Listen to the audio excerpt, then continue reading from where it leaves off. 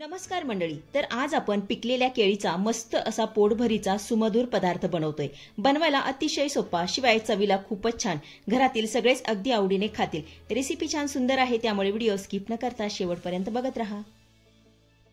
त्यासाठी इथं मी 2 पिकलेली केळी घेतलेली आहेत. आता तुमच्याकडे यापेक्षा खूप जास्त पिकलेली केळी असेल ना, ते घेतलं तरी सुद्धा चालेल. आपण आता ही केळी सोलून याचे तुकडे करून घेऊया.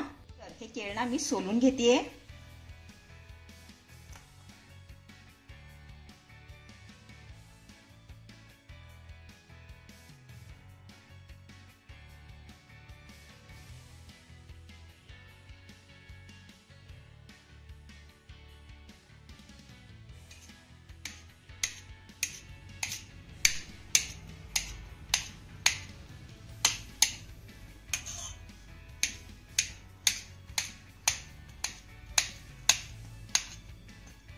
इथे आपलं केळ सोलून याचे मी असे तुकडे करून घेतलेले आहेत. आपण आता ह्या केळीची पेस्ट करून घेऊया. त्यासाठी हे केळ मी छोट्या मिक्सरच्या भांड्यामध्ये काढून घेतेय. नंतर याला झाकण लावून मस्त अशी पेस्ट करून घेऊया. तर इथे तुम्ही बघू शकता केळीची मस्त अशी स्मूथ पेस्ट करून झालेली आहे. हे बघा, आपण आता ही थोड्या वेळासाठी बाजूला ठेवूया. त्यानंतर इथे मी एक नारळ घेतलेला आहे. आता हा नारळ फोडून यामधलं आपल्याला खोबरं काढून घ्यायचं आहे.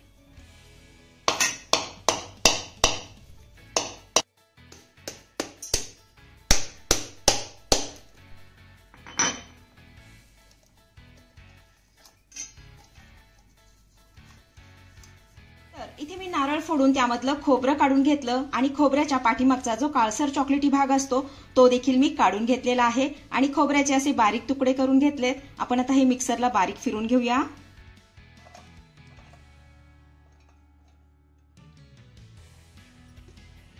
तर इथे तुम्ही बघू शकता आपला हा नारळ मस्त असा बारीक फिरवून झालेला आहे. आता 1 चमचा भर याचा चव आपल्याला बाजूला काढून ठेवायचा आहे. इथे मी 1 चमचा भर नारळाचा चव बाजूला काढून घेतला. त्यानंतर यामध्ये आपल्याला 1 ग्लास भरून पाणी घालायचंय आणि याला मिक्सरवरती बारीक असं फिरून घ्यायचंय. तर इथे तुम्ही बघू शकता आपला हा नारळ मस्त असा फिरून झालेला आहे. आपण आता याचं दूध काढून घेऊया. त्यासाठी इथे मी एक बाउल घेतलेला आहे. आता यावर ही गाळणी ठेवून घेतेय. त्यानंतर यावर आपल्याला कॉटनचा रुमाल टाकून घ्यायचा आहे. आता फिरवलेलं मिश्रण यामध्ये घालूया आणि मस्त असं दूध काढून घेऊया.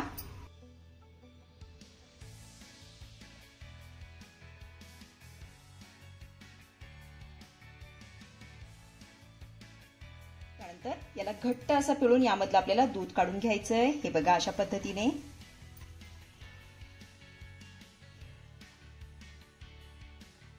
तर इथं आपलं नारळाचं दूध काढून झालेलं आहे. मस्त असं घट्टसर दूध निघालेलं आहे. हे बघा, आता यामध्ये आपल्याला अर्धा चमचा वेलची पूड घालायची आहे.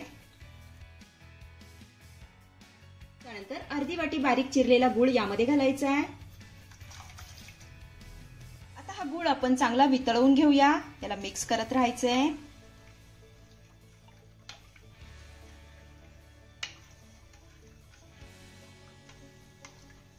तर इथे तुम्ही बघू शकताय नारळाच्या दुधामध्ये गूळ पूर्णपणे वितळलेला आहे. हे बघा, तर इथे आपलं हे नारळाचं दूध बनवून तयार झालेलं आहे. थोड्या वेळासाठी आपण हे बाजूला ठेवूया.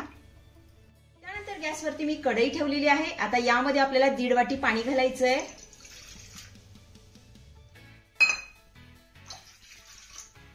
त्यानंतर यामध्ये आपल्याला पाव चमचा मीठ घालायचंय. 1 चमचा साखर. त्यानंतर अर्धा चमचा यामध्ये आपल्याला साजूक तूप घालायचंय.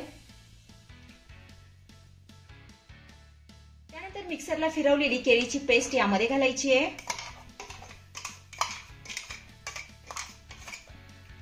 त्यानंतर हे सर्व साहित्य चांगलं मिक्स करून पाण्याला चांगली उकळी आणायची आहे.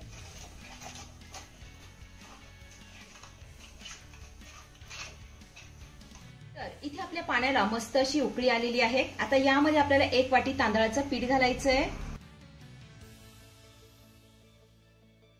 आता हे घातलेलं पीठ आपल्याला चांगलं मिक्स करून घ्यायचंय.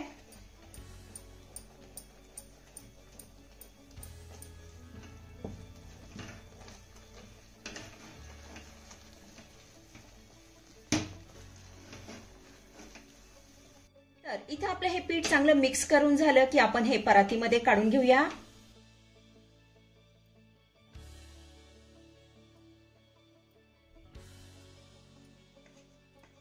इथे तुम्ही बघू बघू शकताय आपली ही उकड परातीमध्ये काढून झालेली आहे। आता ही उकड गरम असतानाच थंड पाण्याचा हात घेऊन ही उकड आपल्याला चांगली मौसूद मळून घ्यायची आहे।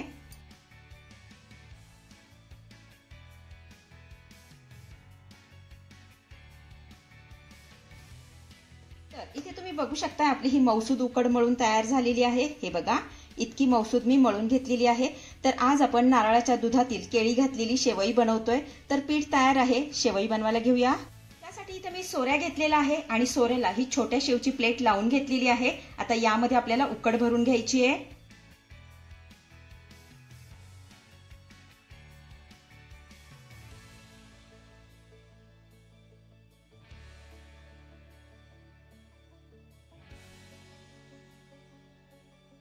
तर सोऱ्यामध्ये आपली उकड भरून झालेली आहे। आपण आता शेव पाडून घेऊया। त्यासाठी केळीचं पान मी पोलपाटावर ठेवून घेतलेलं आहे। आता यावर आपल्याला थोडासा नारळाचा चव घालायचा आहे। हे बघा, अशा पद्धतीने।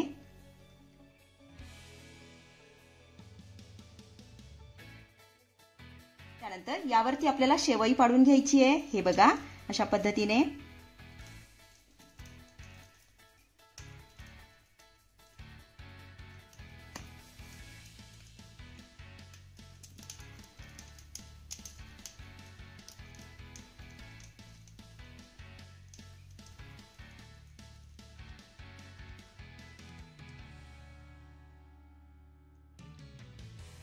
ही पाडलेली शेवई मी लगेच चाळणीमध्ये ठेवून घेतेय। आता अशाच पद्धतीने आपण सगळ्या शेवया पाडून घेऊया।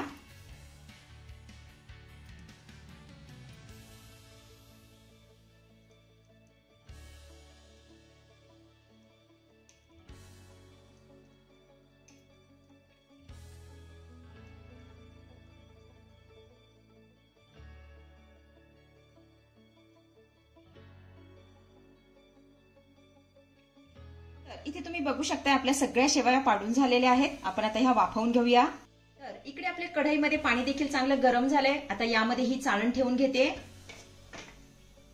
त्यानंतर यावर आपल्याला झाकण ठेवायचंय आणि गॅसची फ्लेम मीडियम करून 5 ते 6 मिनिटं ह्या शेवया चांगल्या वाफवून घ्यायच्या। तर इकडे 5 ते 6 मिनिटं झालेली आहेत। यावरचं मी झाकण काढतेय। तर इथे तुम्ही बघू शकता आपल्या शेवया छान अशा वाफवून झालेल्या आहेत। गॅस बंद करायचा आहे आणि ह्या शेवया पूर्णपणे थंड करून घ्यायच्या आहेत। इथे आपल्या ह्या शेवया पूर्णपणे थंड झालेल्या आहेत। आपण आता ह्या ताटामध्ये काढून घेऊया।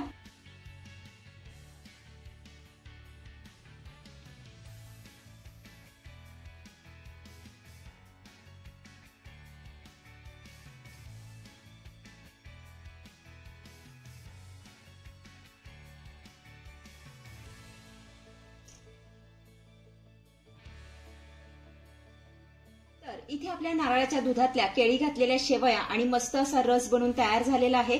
अतिशय साधी आणि सोपी रेसिपी आहे, नक्की करून बघा। तर मंडळी, आजची रेसिपी तुम्हाला कशी वाटली, आवडली असेल तर मला कमेंट करून सांगायला अजिबात विसरू नका। आणि हो, सर्वात महत्त्वाचं म्हणजे खाली असलेलं सबस्क्राईबचं बटन दाबून शेजारीच असलेलं घंटीचं बटन दाबून ऑलवर क्लिक करा, जेणेकरून येणाऱ्या माझ्या नवनवीन रेसिपींचं नोटिफिकेशन सर्वात आधी तुम्हाला दिसेल। धन्यवाद।